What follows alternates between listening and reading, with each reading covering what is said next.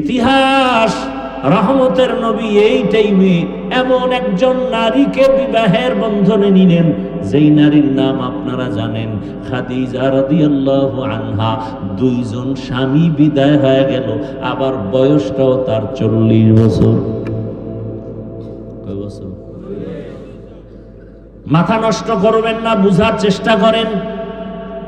এত বড় এক দামি নবী, এত বড় এক শক্তিওয়ালা মায়ার নবী, এত সুন্দর চরিত্রের অধিকারী আমার নবী, ঠিক যৌবনের সময় বিবাহের বন্ধনে প্রথম,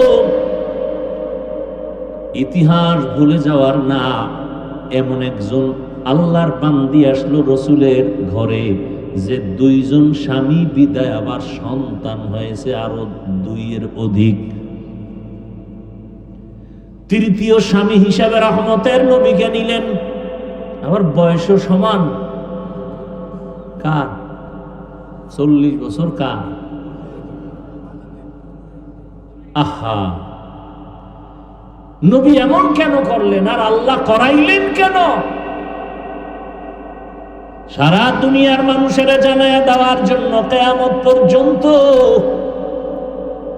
ইতিহাস লিখে রাখো, হে চরিত্রহীন নারীর দুশ্মনেরা, ভালো করে লিখে রাখ, ইসলাম ছাড়া এই জমিনে বিধবা নারীর অধিকার আর কেউ দেয় নাই।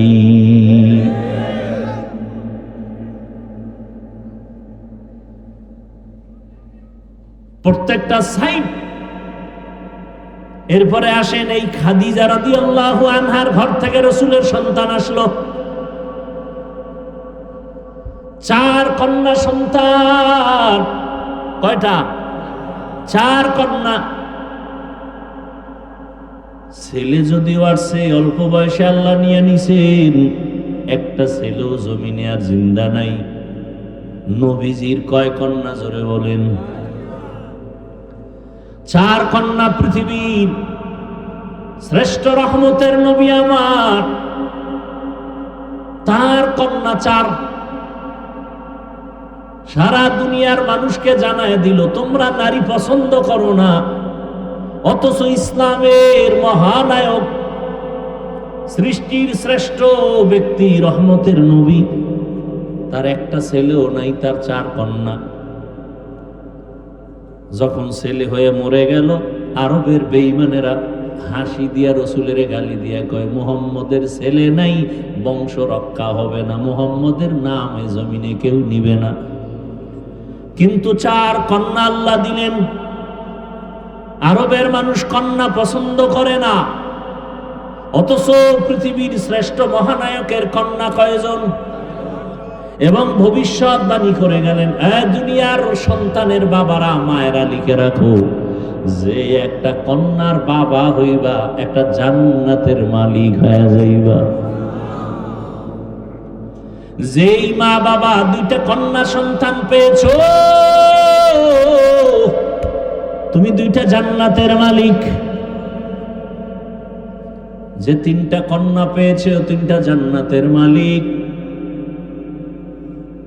যে 4 কন্যা পেয়েছো, 4টা জান্নাতের মালিক হয়ে গেছো। একজন ছেলেও নাই।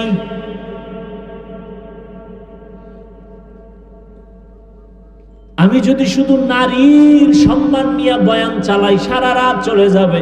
এরপরেও যারা নারীর সম্মান ভিন্ন দিকে খোঁজার চেষ্টা করে, এটা আমি বলবো চেষ্টা না, এটা হলো অপচেষ্টা। কি চেষ্টা? অপচেষ্টা। ওরা আসলে নারীর সম্মান চায় না, নারীকে রাস্তার ধুলার সাথে মিশাইয়া ভোগের সামগ্রী বানাতে চায়। ওরা নারীর সম্মান নষ্ট করার জন্য পাগল হয়ে গেছে। ওরা চরিত্রহীন। আমার মায়ের ইজ্জত, আমার বোনের ইজ্জত রক্ষার জন্য আর দেরি করা যাবে না। এত লাশ, এত লাশ, এত লাশ, এত রক্ত, এত কষ্ট, এত ত্যাগের পরও এই জমিনের মধ্যে যদি এখনো নাপাকের গন্ধ আসে, কাফনের কাপড় রেডি হইয়া হাতে নাও, এখন আর ঘরে বসে থাকার সময় না।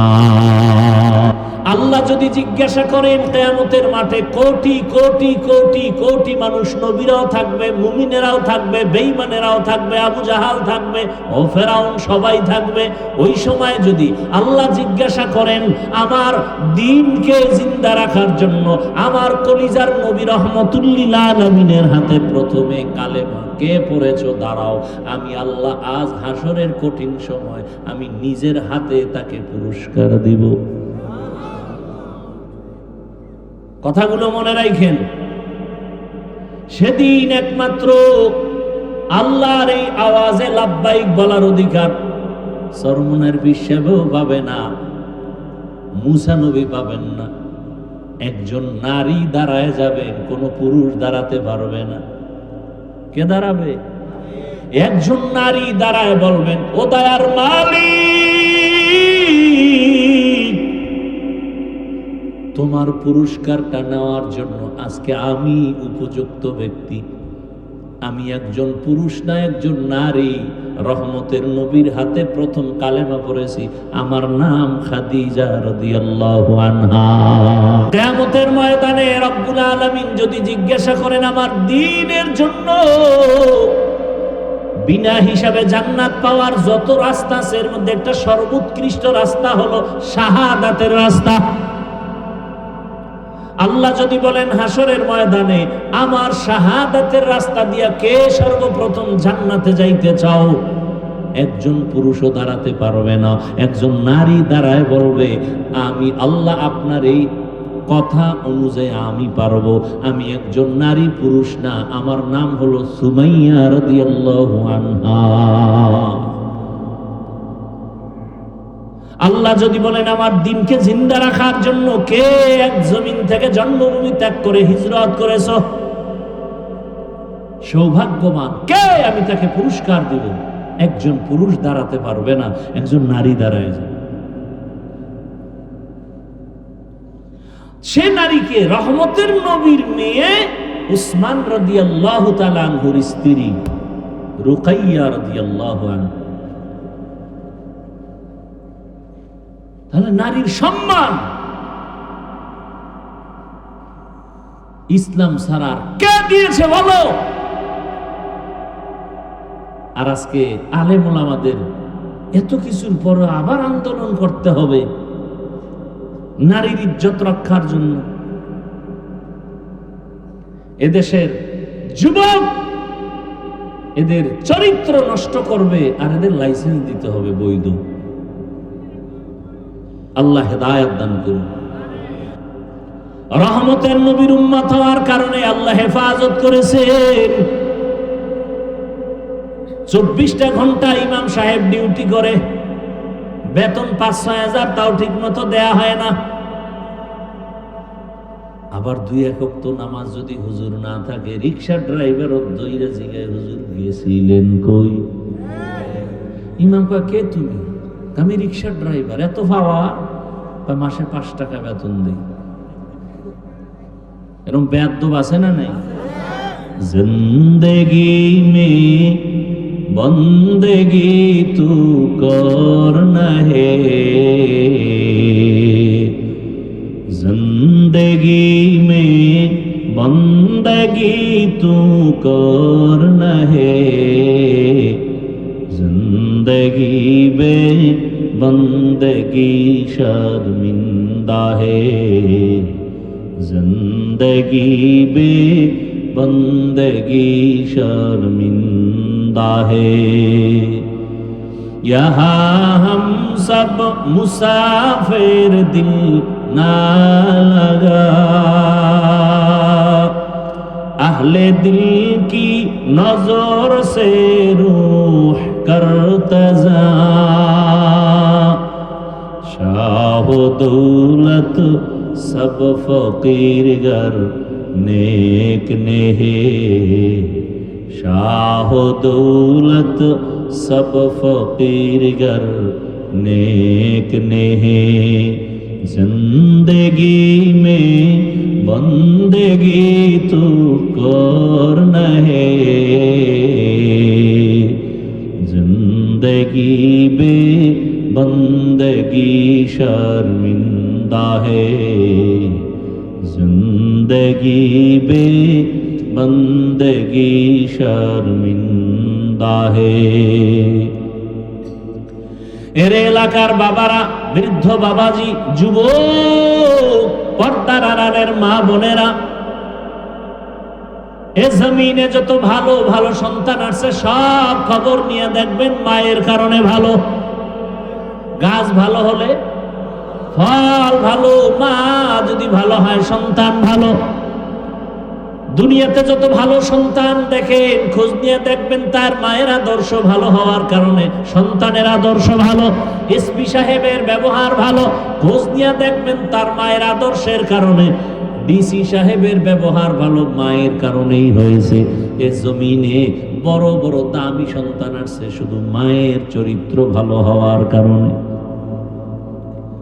খাজা মঈনুদ্দিন চিশতি আজমিরি রহমাতুল্লাহ আলাইহি মদিনাতুল মুনাওয়ারা থেকে ভারতের জমিনে আসছেন কালেমার দাওয়াত দেওয়ার জন্য। লক্ষ লক্ষ বিধর্মী তার হাতে কালেমা পড়েছে। মায়ের কাছে আনন্দ প্রকাশ করে, মা বলে তোমার কোনো অবদান নাই, সব আমি মায়ের অবদান।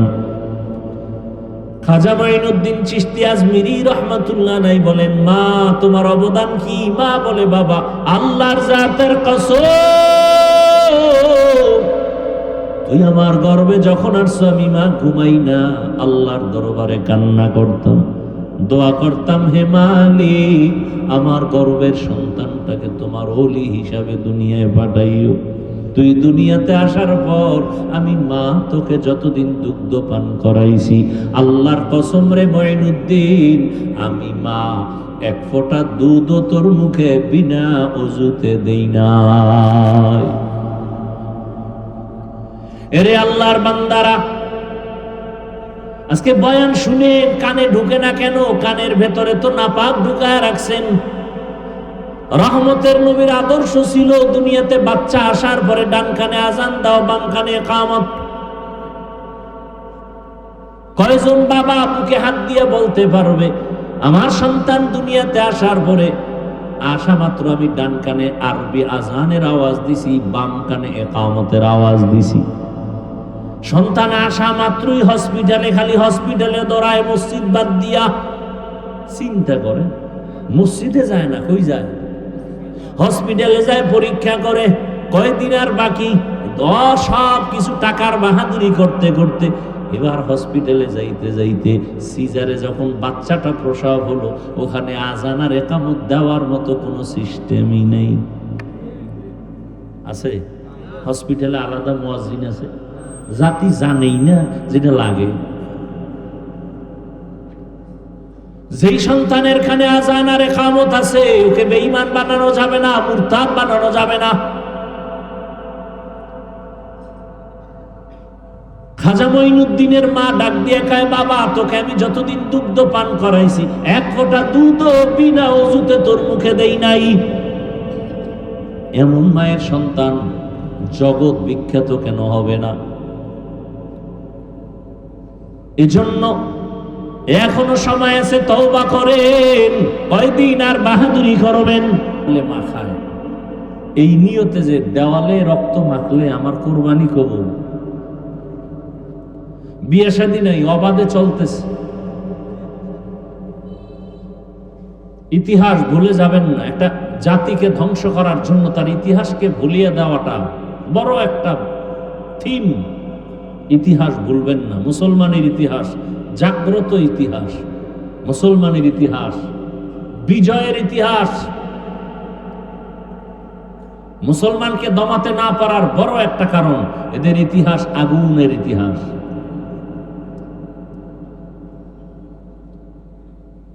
ভারতওয়ালারা চাচ্ছে ফিলিস্তিনের মতো ইসরায়েলি হামলার আকৃতি ধারণ করে ভারত থেকে মুসলিমদের আলাদা করবে। কি বলে? যেটা হিন্দুদের দেশ। বলে না বলে না। অথচ ভারত হিন্দুস্তান নাম কি নাম? নূহ নবীর এক সন্তানের নামে নাম। নূহ নবী কি মুসলমান না? পৃথিবীতে প্রথম ব্যক্তি মানুষ নাম জানেন কি? জানেন না? জানা থাকলে বলবেন, না জানলে চুপ থাকবেন, আমি বলবো। পৃথিবীতে প্রথম ব্যক্তিকে বলেন সবাই। এগুলো জানেন ভালো করে, মজবুত হন। যত বড় বীর যোদ্ধা হোক, শক্তিধর হোক না কেন, প্রশ্ন করে যদি মাথাটা হ্যাং করে দিতে পারেন, ও যত বড় পাওয়ার থাক, জাগাত কাটা খায় লবণের সিটার মতো দুর্বল হয়ে যাবে। ইতিহাস জানেন, যুদ্ধ করতে হবে, আর ঘুমানোর সময় নেই, রেডি থাকেন। ইতিহাস জানেন, পৃথিবীর প্রথম মানুষকে, এটা তো সবাই জানেন, তিনি জান্নাত থেকে আসছেন না? জানা থাকলে বলেন, আল্লাহ যে আদম নবীকে জমিনে পাঠাইলেন, কোথার থেকে? এই জমিনে পাঠাবার মানে কোথায় পাঠাইছেন? জমিন তো বিশাল, কোথায় না? ভারতের চরণ দ্বীপে আল্লাহ আদমকে পাঠাইলেন, আর আরবের জেদ্দায় আম্মাজান হাওয়াকে পাঠাইলেন। ইতিহাস ভালো করে মনে রাখেন। তাহলে ভারতের মধ্যে প্রথম ব্যক্তি আদম আলাইহিস সালাম পৃথিবীতে আসছেন কোথায়? ভারতে। কোথায়? হিন্দুদের দেশ? আদম নবী হিন্দু মুসলমান? বাইতুল্লাহর কথা বলছেন এতক্ষণ। এই বাইতুল্লাহ, মানব জাতির প্রথম যিনি বাইতুল্লাহর হজ করেন তিনি আদম। কে তিনি? এই ভারতের জমিন হলো পৃথিবীর ইতিহাসে হজের প্রথম জমিন। অর্থাৎ এখান থেকে পৃথিবীতে প্রথম হজ পথ শুরু হয়। শুরু করলেন কে? এখান থেকে আদম নবী 40 বার গিয়া হেঁটে হেঁটে বাইতুল্লাহ হজ করেছেন। তাহলে পৃথিবীতে প্রথম বাইতুল্লাহর দিকে হজের সফর শুরু হয়েছে কোথার থেকে? বলেন। ভারত হিন্দুদের? কথা বলেন না কেন? দিল্লি শহরে কুতুব মিনার দাঁড়ানো আছে আজও। কি মিনার? হিন্দু।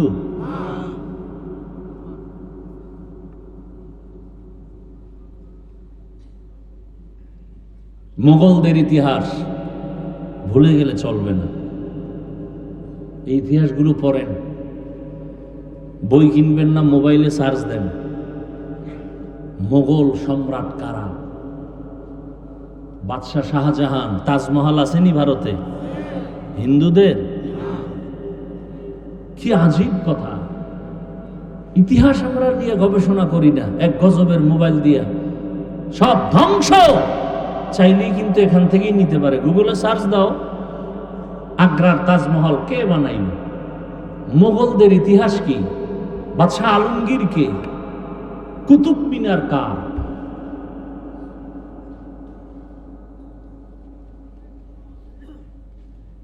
ইতিহাস। স্পেন জমিন আজকে আজান বন্ধ, অথচ সেই 800 বছর স্পেন জমিন শাসন করেছেন লাগাতার মুসলমান।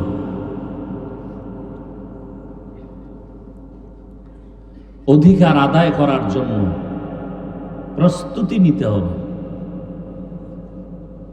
রাজি আছেন? অধিকার আদায় করতে হবে।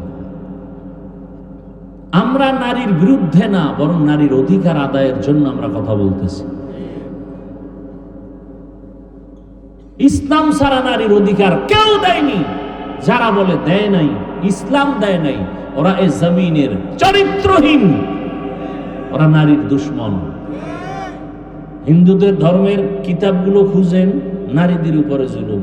খ্রিস্টানদের ধর্মের কিতাব খুঁজেন, নারীদের উপরে জুলুম। ইহুদিদের ধর্মের কিতাব খুঁজেন, নারীদের উপরে জুলুম। একমাত্র ইসলাম নারীর উপরে ইনসাফ শুধু না, এহসান করেছে। ইনসাফ না কি? এহসান। তো মক্কার মানুষ ছিল চূড়ান্ত খারাপ। এই অবস্থায় পৃথিবীর শ্রেষ্ঠ রোগীদের জন্য শ্রেষ্ঠ ডাক্তার আল্লাহ পাঠাইলেন রাহমাতুল্লিল। আরবের মধ্যে আর একটা মারাত্মক মারাত্মক অভিশাপ ছিল, কন্যা নারীদেরকে আরববাসীরা পছন্দ করে না। এটা জানেন না? বিধবা নারীকে পছন্দ করে না। কোন বাবার মেয়ে হলে বাবা লজ্জায় মুখ দেখায় না, বাজারে যায় না। মেয়ে কন্যা সন্তান হলেই মনে করে আমার কপালে অভিশাপ। বুঝেন কেমন অবস্থা মক্কার। নারীদের তারা অবহেলা করে। ঘরের মধ্যে ছেলে হলে সবাই ঈদের আনন্দ করে, মেয়ে হলে মনটা বেজার। এমন এক কঠিন সময় আসছে রহমাতুল্লিল আলামিন। ইমামুল আউয়ালিন আল আখিরিন বাহরে সাদকা রাহমাতাল লিল আলামিন। রহমতের নবী মক্কা নগরীতে এমন এক হালাতে আসলেন যেই সময় নারীদেরকে সমাজের সবাই অবহেলা করে। রহমতের নবী আসছেন। কেমন এক নবী আমার এক মিনিটে বলি বুঝার, ওই যে শুরুতেই বলেছে মাওলায় বুঝ না দিলে কি উপায়। আল্লাহ যদি বুঝ না দেন, বুঝার চেষ্টাও না করেন, আমি হাফিজুর রহমান কেন রহমতের নবীও যদি বয়ান করে, আবু জাহালের মতো বেঈমানের বুঝও ঠিক হয় না।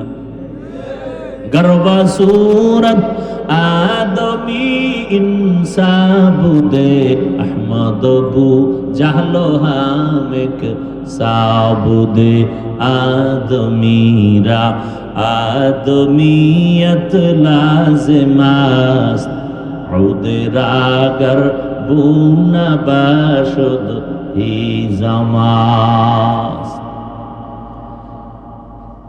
রহমতের নবী মক্কা নগরীতে আসলেন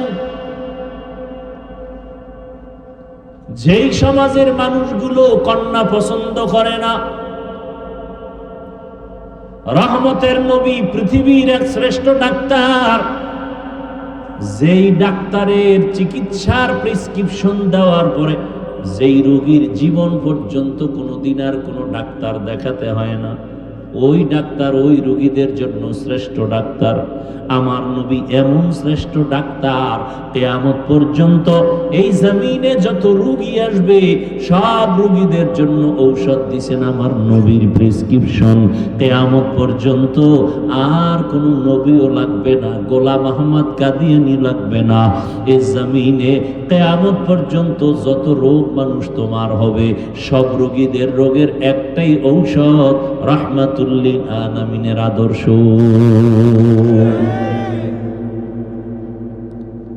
কিয়ামত পর্যন্ত আর কোন ঔষধের প্রয়োজন নাই। কেমন নবী! জমিনের মধ্যে আমার রহমতের নবীর মতো শারীরিক শক্তিওয়ালা আর জমিনে দ্বিতীয় কোনো ব্যক্তি নাই। জৈবিক শক্তির দিক থেকে নবী আমার শ্রেষ্ঠ। শ্রেষ্ঠ যত দিকেই তুমি আঙ্গুল দিবা সেদিক থেকে আমার নবী। জোরে বলেন। মেধার বেলায় রহমতের নবীর চোখের পাওয়ার সারা দুনিয়ার ভেতরে শ্রেষ্ঠ। রহমতের নবীর মেধা, রহমতের নবীর দৈহিক গঠন সারা দুনিয়ার মানুষের মধ্যে শ্রেষ্ঠ। কেমন মায়ার নবী আমার! মানুষ অনেক সুন্দর, অনেক সুন্দর, আমার নবী কেমন সুন্দর যে বয়ান করিয়া শেষ করা যাবে না। রহমতের নবীর আখলাক কত সুন্দর! যেই নবীকে এক নজর দেখার জন্য গর্তের পিপিলিকা অপেক্ষা করে, যেই রহমতের নবীর চেহারা মোবারক দেখার জন্য গর্তের সাপ অপেক্ষা করে। কেমন মায়ার নবী আমার! সারা দুনিয়ার মানুষের শক্তি এক জায়গায় করলেও নবীর শক্তির সামনে তুলনা হবে না। আর সেই নবীর 25 বছর বয়সে কেমন যৌবন, কেমন শক্তি নবীর। কিন্তু আল্লাহর কুদরত দেখো, জাতি ভুলিও না। রহমতের নবী 25 বছরের বয়সের যৌবনটা কত মারাত্মক। ঠিক এমন সময় নবী বিবাহ করবেন পৃথিবীর এক শ্রেষ্ঠ কুমারী নারী, কিন্তু না, ইতিহাস রহমতের নবী এই টাইমে এমন একজন নারীকে বিবাহের বন্ধনে নিলেন, যেই নারীর নাম আপনারা জানেন, খাদিজা রাদিয়াল্লাহু আনহা। 2 জন স্বামী বিদায় হয়ে গেল, আবার বয়সটাও তার 40 বছর। কয় বছর? মাথা নষ্ট করবেন না, বুঝার চেষ্টা করেন। এত বড় এক দামি নবী, এত বড় এক শক্তিওয়ালা মায়ার নবী, এত সুন্দর চরিত্রের অধিকারী আমার নবী, ঠিক যৌবনের সময় বিবাহের বন্ধনে প্রথম, ইতিহাস ভুলে যাওয়ার না, এমন একজন আল্লাহর বান্দি আসলো রসুলের ঘরে, যে 2 জন স্বামী বিদায়, আবার সন্তান হয়েছে আরো 2-এর অধিক। তৃতীয় স্বামী হিসাবে রহমতের নবীকে নিলেন, আবার বয়সও সমান। কার? 40 বছর। কার? আহা, নবী এমন কেন করলেন, আর আল্লাহ করাইলেন কেন? সারা দুনিয়ার মানুষেরা জানায়া দেওয়ার জন্য কিয়ামত পর্যন্ত ইতিহাস লিখে রাখো। হে চরিত্রহীন নারীর দুশ্মনেরা, ভালো করে লিখে রাখ, ইসলাম ছাড়া এই জমিনে বিধবা নারীর অধিকার আর কেউ দেয় নাই।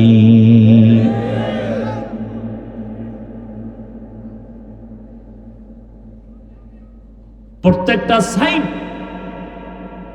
এরপরে আসেন এই খাদিজা রাদিয়াল্লাহু আনহার ঘর থেকে রাসূলের সন্তান আসলো। 4 কন্যা সন্তান। কয়টা? 4 কন্যা। ছেলে যদিও আসছে, অল্প বয়সে আল্লাহ নিয়ে নিছেন, একটা ছেলেও জমিনে আর জিন্দা নাই। নবীজির কয় কন্যা জোরে বলেন? 4 কন্যা। পৃথিবীর শ্রেষ্ঠ রহমতের নবী আমার, তার কন্যা 4। সারা দুনিয়ার মানুষকে জানায় দিল, তোমরা নারী পছন্দ করো না, অথচ ইসলামের মহানায়ক, সৃষ্টির শ্রেষ্ঠ ব্যক্তি, রহমতের নবী, তার একটা ছেলেও নাই, তার 4 কন্যা। যখন ছেলে হয়ে মরে গেল, আরবের বেঈমানেরা হাসি দিয়া রসুলের গালি দিয়া কয়, মুহাম্মদের ছেলে নাই, বংশ রক্ষা হবে না, মুহাম্মদের নাম এ জমিনে কেউ নিবে না। কিন্তু 4 কন্যা আল্লাহ দিলেন। আরবের মানুষ কন্যা পছন্দ করে না, অথচ পৃথিবীর শ্রেষ্ঠ মহানায়কের কন্যা কয়জন? এবং ভবিষ্যৎবাণী করে গেলেন, দুনিয়ার সন্তানের বাবারা, মায়েরা লিখে রাখো, যে একটা কন্যার বাবা হইবা, একটা জান্নাতের মালিক হয়ে যাইবা। যেই মা বাবা 2টা কন্যা সন্তান পেয়েছো, তুমি 2টা জান্নাতের মালিক। যে 3টা কন্যা পেয়েছে, 3টা জান্নাতের মালিক। যে 4 কন্যা পেয়েছো, 4টা জান্নাতের মালিক হয়ে গেছো। একজন ছেলেও নাই।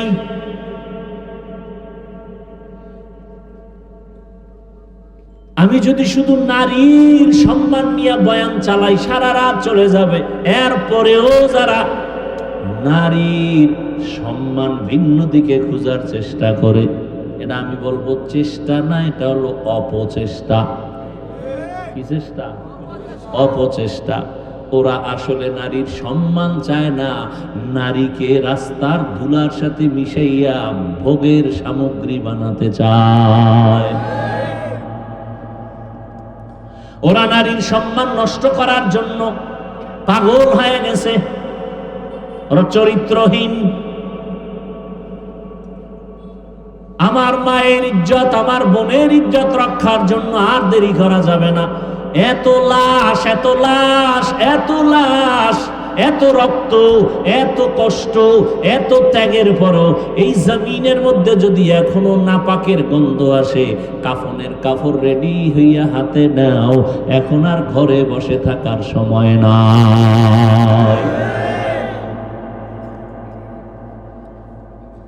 এদের চিহ্নিত করে না, এরা সমাজের দুশমন, স্বাধীনতার দুশমন, ইসলামের দুশমন, নারীর দুশমন।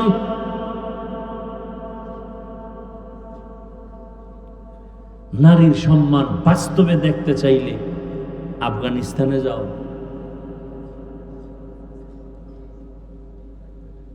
একটা কন্যা পৃথিবীতে আসা মানে ওর ভাগ্য, ওর কপাল।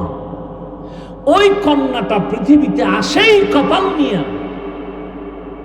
একটা কন্যা পৃথিবীতে আসা মানেই তার কপাল খোলা। ও যার ঘরে আসে তার কপাল খুলে যায়। ও যেই বাবার ঔরসে আছে সেই বাবার কপাল খুলে যায়। ও যেই মায়ের গর্ভে আসে সে মায়ের কপাল খুলে যায়। কন্যা আসা মাত্রই রহমতের দরজাগুলো খুলে যায়।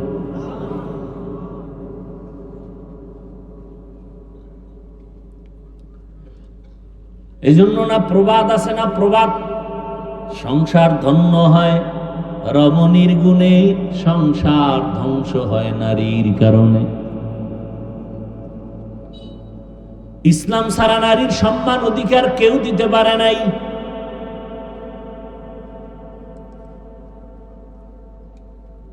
কিয়ামতের ময়দানে আল্লাহ যদি কোটি কোটি কোটি কোটি মানুষের সামনে, মানুষ থাকবে হাসরের ময়দানে উলঙ্গ, নারী পুরুষ সব কি? এই যে আপনারা একটা মাঠে বসে আছেন, জমিন, পুরা জমিনটাই হবে কিয়ামতের মাঠ। কিচ্ছু থাকবে না, সমতল জমিন হবে কিয়ামতের মাঠ। সিরিয়ার জমিন বা আরাফাতের ময়দান হবে আল্লাহর বিচারালয়, আদালত স্টেজ হবে আরাফাতের ময়দান। আল্লাহ যদি জিজ্ঞাসা করেন কিয়ামতের মাঠে, কোটি কোটি কোটি কোটি মানুষ, নবীরাও থাকবে, মুমিনেরাও থাকবে, বেঈমানেরাও থাকবে, আবু জাহাল থাকবে, ও ফেরাউন, সবাই থাকবে। ওই সময় যদি আল্লাহ জিজ্ঞাসা করেন আমার দ্বীনকে জিন্দা রাখার জন্য আমার কলিজার নবী রহমতুল্লিল আলামিনের হাতে প্রথমে কালেমা কে পড়েছো, দাঁড়াও, আমি আল্লাহ আজ হাসরের কঠিন সময় আমি নিজের হাতে তাকে পুরস্কার দিব। কথাগুলো মনে রাখেন। সেদিন একমাত্র আল্লাহর এই আওয়াজে লাব্বাইক বলার অধিকার সরমুনার হিসেবেও পাবে না, মুসা নবী পাবেন না। একজন নারী দাঁড়ায় যাবেন, কোন পুরুষ দাঁড়াতে পারবে না। কে দাঁড়াবে? একজন নারী দাঁড়ায় বলবেন, ও দয়ার মালিক, তোমার পুরস্কারটা নেওয়ার জন্য আজকে আমি উপযুক্ত ব্যক্তি। আমি একজন পুরুষ না, একজন নারী, রহমতের নবীর হাতে প্রথম কালেমা পড়েছি, আমার নাম খাদিজা রাদিয়াল্লাহু আনহা।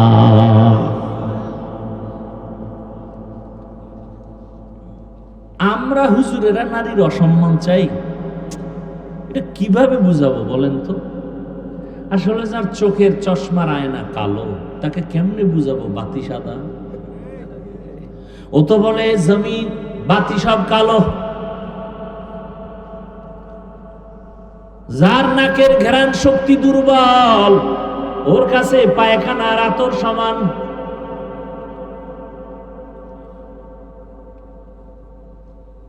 যার জিহ্বার শক্তি নাই, নাকের ঘ্রাণ শক্তি নাই, যার চোখের পাওয়ার নাই, ওর কাছে সাদা কালো সমান। যার বিবেক ঠিক নাই, মদ পান করে, দেখেন পাগল হয় না, খালি কি পান করছে? মদ পান কইরা কে মা, কে বউ, কে মাইয়া আইছিল, শুধু একটু মদ পান করার কারণে বউরে মা কয়, এবার পুরা তার ছেড়া হইলেও হয় কি?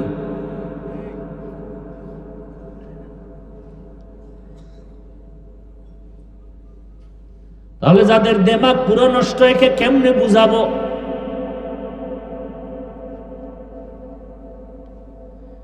জমিনের মধ্যে নারীদের মতো বাদশা আর কেউ নাই। নারী দুনিয়াতে আসার পরে বিবাহের সিঁড়িতে ঢুকানো পর্যন্ত মা বাবা তার লালন পালন করবে, দায়িত্ব পালন করবে। স্বামীর ঘরে যখন যাবে, স্ত্রী হিসেবে স্বামী তার ভরণ পোষণের দায়িত্ব পালন করবে। স্ত্রীর কোনো কাজের প্রয়োজন হবে না, রোদের মধ্যে যাইয়া নারীর কষ্ট করতে হবে না। এরপরে যখন আবার বৃদ্ধা হয়ে যাবে, সন্তান মা হিসেবে তার দায়িত্ব পালন করবে। এখন এক চালাক বাঙালি ডাক দিয়ে কয়, যার স্বামী নাই, মা বাপ নাই, ছেলে মেয়ে নাই, একা এক নারী, এর উপায় কি? ইসলাম বলে ওই দেশের সরকার নারীর সম্মান ঠিক রাখিয়া ঘরে রাখবে, আরামে খাবে, ঘুমাবে, আর সরকারি কোষাগার থেকে তার বেতন দিবে, বস্ত্র দিবে, সব কিছু দিবে সরকার। নারীকে কোনো কষ্টের কাজ করানো যাবে না।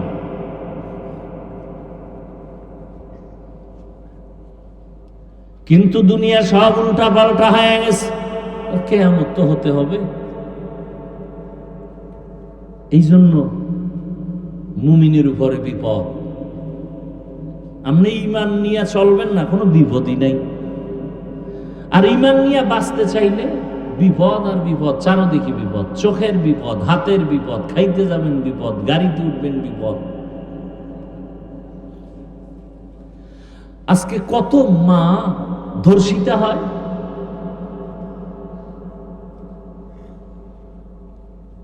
কত মায়ের মুখে অ্যাসিড নিক্ষেপ করা হয়।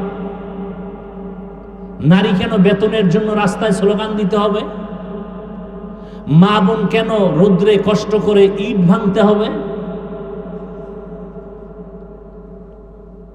ইসলাম দিয়ে যদি সমাজ পরিচালনা হতো, এ জমিনে বাদশার হালাতে জীবন যাপন করত প্রথম সারিতে মা বোনেরা।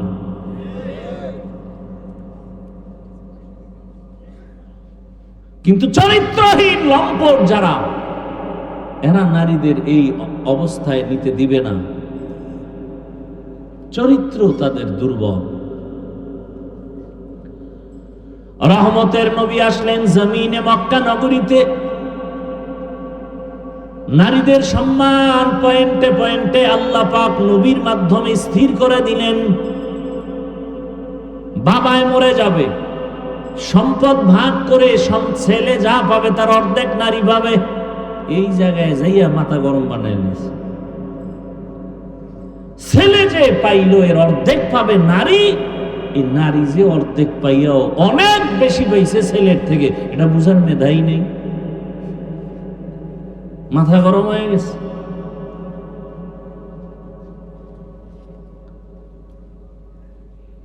কিয়ামতের ময়দানে রব্বুল আলামিন যদি জিজ্ঞাসা করেন আমার দ্বীনের জন্য বিনা হিসাবে জান্নাত পাওয়ার যত রাস্তা আছে, এর মধ্যে একটা সর্বোৎকৃষ্ট রাস্তা হলো শাহাদাতের রাস্তা। আল্লাহ যদি বলেন হাসরের ময়দানে আমার শাহাদাতের রাস্তা দিয়া কে সর্বপ্রথম জান্নাতে যাইতে চাও, একজন পুরুষও দাঁড়াতে পারবে না। একজন নারী দাঁড়ায় বলবে আমি আল্লাহ আপনার এই কথা অনুযায়ী আমি পারবো। আমি একজন নারী, পুরুষ না, আমার নাম হলো সুমাইয়া রাদিয়াল্লাহু আনহা।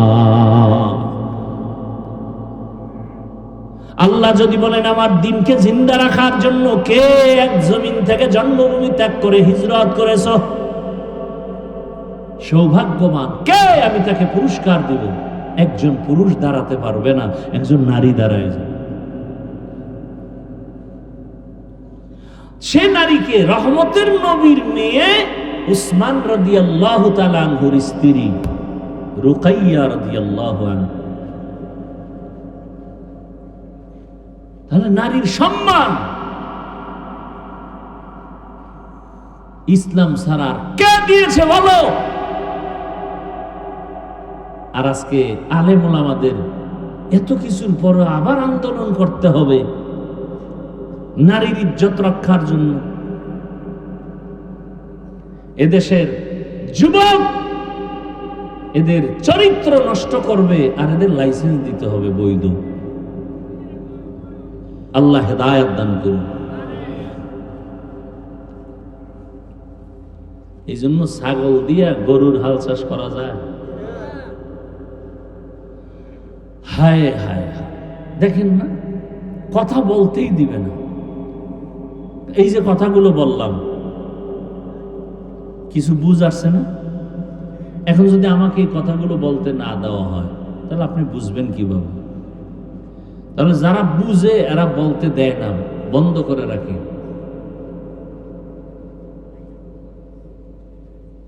বললেই তাদের বিপদ। এজন্য মসজিদগুলো, মাদ্রাসাগুলো সব পয়েন্টে পয়েন্টে পয়েন্টে চান্দাবাজার ধান্দাবাজারা দখল করে বসে আছে। মসজিদ নিয়েও চান্দাবাজি, মাদ্রাসা নিয়ে ধান্দাবাজি, সারা দেশ ঘুরি, এগুলি কি আর দেখা বাকি আছে? শিয়ালের হাতে মুরগি আমানত দিছে। হ্যাঁ, মুরগি আমানত দিছে কার কাছে? আমানত ঠিক থাকবে?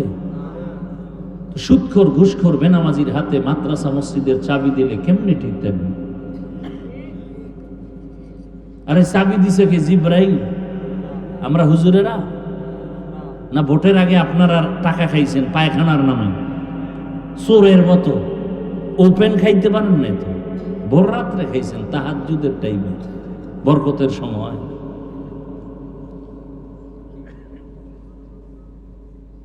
এই হলো চরিত্র, এই হলো আখলাক।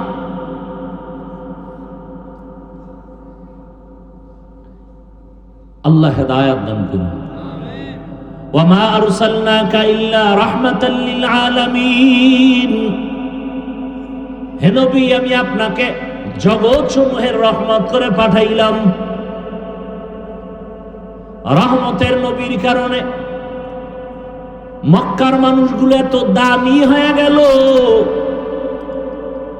আল্লাহ জিব্রাইল আমিনকে দিয়া চিঠি পাঠায় দিলেন আর বললেন, যাও, মক্কার কিছু কিছু মানুষ এত দামি, আমি আল্লাহ এদের ওপেন জান্নাতের সুসংবাদ দিয়ে দিলাম।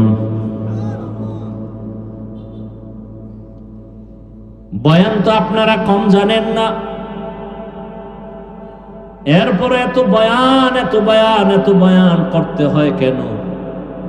আপনারাও তো জানেন মিথ্যা বলা হারাম, গালি দেওয়া হারাম, চুরি হারাম, ডাকাতি হারাম, নাচ দেখা হারাম, গান শোনা হারাম।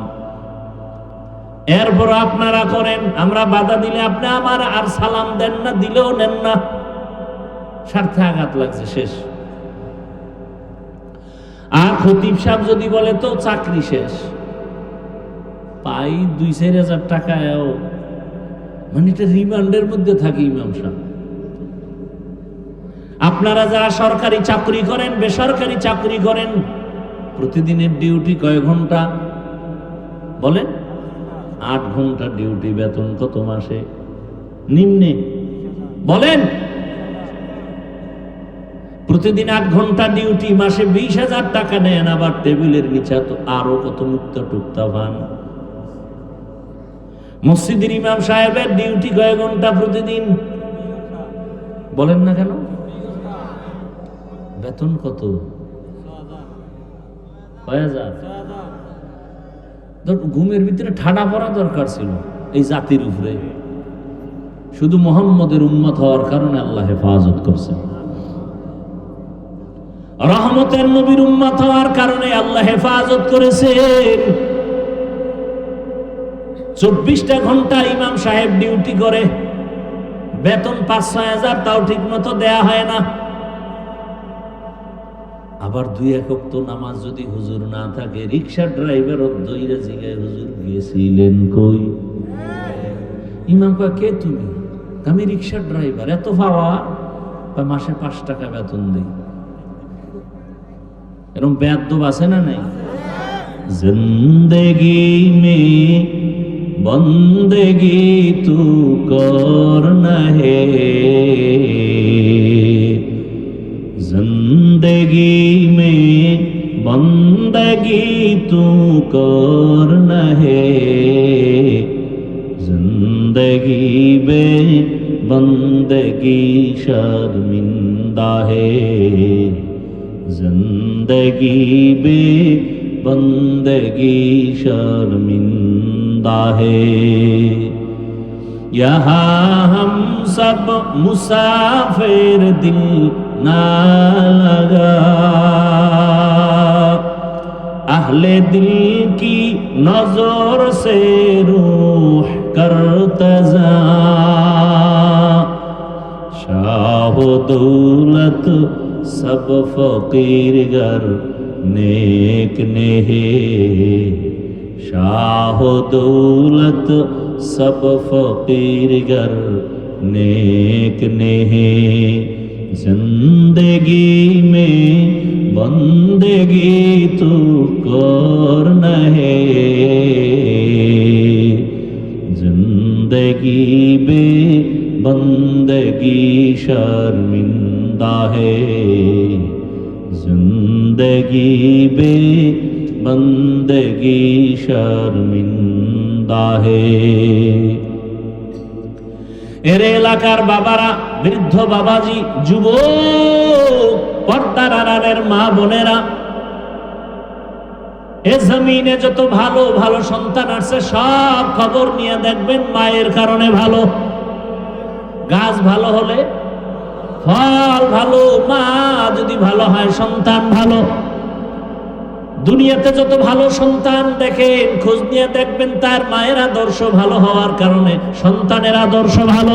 এসপি সাহেবের ব্যবহার ভালো, খোঁজ নিয়ে দেখবেন তার মায়ের আদর্শের কারণে। ডিসি সাহেবের ব্যবহার ভালো, মায়ের কারণেই হয়েছে। এ জমিনে বড় বড় দামি সন্তান আসছে শুধু মায়ের চরিত্র ভালো হওয়ার কারণে। খাজা মঈনুদ্দিন চিশতি আজমিরি রহমাতুল্লাহ আলাইহি মদিনাতুল মুনাওয়ারা থেকে ভারতের জমিনে আসছেন কালেমার দাওয়াত দেওয়ার জন্য। লক্ষ লক্ষ বিধর্মী তার হাতে কালেমা পড়েছে। মায়ের কাছে আনন্দ প্রকাশ করে, মা বলে তোমার কোনো অবদান নাই, সব আমি মায়ের অবদান। খাজা মঈনুদ্দিন চিশতি আজমিরি রহমাতুল্লাহ আলাইহি বলেন, মা তোমার অবদান কি? মা বলে, বাবা আল্লাহর জাতের কসম, তুই আমার গর্বে যখন আসছো আমি মা ঘুমাই না, আল্লাহর দরবারে কান্না করতাম, দোয়া করতাম, হে মালিক আমার গর্বের সন্তানটাকে তোমার ওলি হিসাবে দুনিয়ায় পাঠাইও। তুই দুনিয়াতে আসার পর আমি মা তোকে যতদিন দুগ্ধ পান করাইছি, আল্লাহর কসম রে মঈনুদ্দিন, আমি মা এক ফোঁটা দুধও তোর মুখে বিনা ওযুতে দেই নাই। এরে আল্লাহর বান্দারা, আজকে বয়ান শুনে কানে ঢুকে না কেন? কানের ভেতরে তো নাপাক ঢুকায় রাখছেন। রহমতের নবীর আদর্শ ছিল দুনিয়াতে বাচ্চা আসার পরে ডান কানে আজান দাও, বাম কানে ইকামত। কয়জন বাবা বুকে হাত দিয়ে বলতে পারবে আমার সন্তান দুনিয়াতে আসার পরে আসা মাত্র আমি ডান কানে আরবি আজানের আওয়াজ দিছি, বাম কানে ইকামতের আওয়াজ দিছি। সন্তান আসা মাত্রই হসপিটালে, খালি হসপিটালে দৌড়ায়, মসজিদ বাদ দিয়া। চিন্তা করে, মসজিদে যায় না, কই যায়? হসপিটালে যায়, পরীক্ষা করে, কয়দিন আর বাকি, সব কিছু টাকার বাহাদুরি করতে করতে এবার হসপিটালে যাইতে যাইতে সিজারে যখন বাচ্চাটা প্রসব হলো, ওখানে আজান আর ইকামত দেওয়ার মতো কোনো সিস্টেমই নেই। আছে হসপিটালে আলাদা মুয়াজ্জিন আছে, জাতি জানেই না যেটা লাগে। যেই সন্তানের খানে আজান আর ইকামত আছে, ওকে বেঈমান বানানো যাবে না, মুরতাদ বানানো যাবে না। খাজা মঈনুদ্দিনের মা ডাক দিয়ে কয়, বাবা তোকে আমি যতদিন দুগ্ধ পান করাইছি এক ফোঁটা দুধও বিনা ওযুতে তোর মুখে দেই নাই। এমন মায়ের সন্তান জগৎ বিখ্যাত কেন হবে না? এজন্য এখনো সময় আছে, তওবা করেন। কয়দিন আর বাহাদুরি করবেন? যারা ভালো চরিত্রবান হইয়া দুনিয়া থেকে চলে গেল, মানুষ তাদের এখনো স্মরণ করে। আর যাদের চরিত্র খারাপ, এদের নাম কেউ মহব্বতে নেয় না। ও আমার যুবক বাবারা, তুমি স্কুলে পড়ো, কলেজে পড়ো, চাকরি করো, ব্যবসা করো, দোয়া করে গেলাম। ডাক্তার হও, ইঞ্জিনিয়ার হও, প্রফেসর হও, তুমি একজন সাংবাদিক হও, তবে একটাই অনুরোধ সারা দেশে করি, আজও করি, বেয়াদব হইও না। তোমার আচরণে কোনোদিন মা বাবা, শিক্ষক, ওলামায়ে কেরাম, মুরব্বীরা যেন কষ্ট না পায়। কারণ মা বাবার দোয়া ছাড়া সন্তানের কপাল খুলবে না, শিক্ষকের দোয়া না থাকলে ছাত্রের জীবনে সফলতা আসবে না, আলেমদের নেক নজর না থাকলে চরিত্রের সংশোধনী আসবে না। আল্লাহর কাছে তওবা করো। তুমি ডাক্তার, ইঞ্জিনিয়ার যাই হও না কেন, তোমার মতো কত যুবক স্কুলে পড়ে, কলেজে পড়ে, চাকরি করে, ব্যবসা করে, ডাক্তার, প্রফেসর, ইঞ্জিনিয়ার, 5 ওয়াক্ত নামাজি, দাড়িওয়ালা, সত্য বলো আসেনি? আর কোনো অজের দরকার নাই। এই কথাটা নিজের বিবেককে প্রশ্ন করো। তোমার মতো যুবক যদি স্কুলে পড়িয়া নামাজ পড়ে, তুমি কেন পারবা না? তোমার মতো যুবক যদি র্যাব, আর্মি, পুলিশ, বিডিআরের চাকরি করে যদি নামাজি হয়, তুমি পারবা না কেন? তোমার মতো যুবক যদি ডাক্তার, প্রফেসর, ইঞ্জিনিয়ারিং হইয়াও নামাজ পড়ে, তুমি পারো না কেন? তোমার মতো যুবক রাস্তায় গাড়ি চালায়, কৃষি কাজ করে, নদীর মধ্যে মাছ ধরে, নামাজ পড়ে, তুমি কেন পারবা না? এখনো সময় আছে, তওবা করে নাও। পর্দার আড়ালের মা বোনেরা, আপনার মতো কত মা, কত বোন এখনো আছে, পর্দা রক্ষা করে চলে, স্বামীর মাল হেফাজত করে, মোবাইলে সময় নষ্ট করে না, 5 বেলার নামাজও আদায় করে। এরে আম্মা জান, আপনারা কেন পারবেন না? এখনো সময় আছে, তওবা করে নেন, জীবনটাকে ধন্য করে একটা ভালো সন্তানের মা হইয়া কবরে যাবেন। আপনার জীবনটা দুনিয়ায় ধন্য, আখিরাতেও ধন্য। এরে মুরব্বীরা, আপনার মতো কত বুড়ারা মসজিদে গিয়া নামাজ আদায় করে, আপনারা কেন পারবেন না? আল্লাহর কাছে তওবা করেন, মরিয়া গেল আর গুনাহ করবেন না। ও যুবকরা, তওবা করে নাও, আর নামাজ ছাড়বা না, বেপরদায় চলবা না।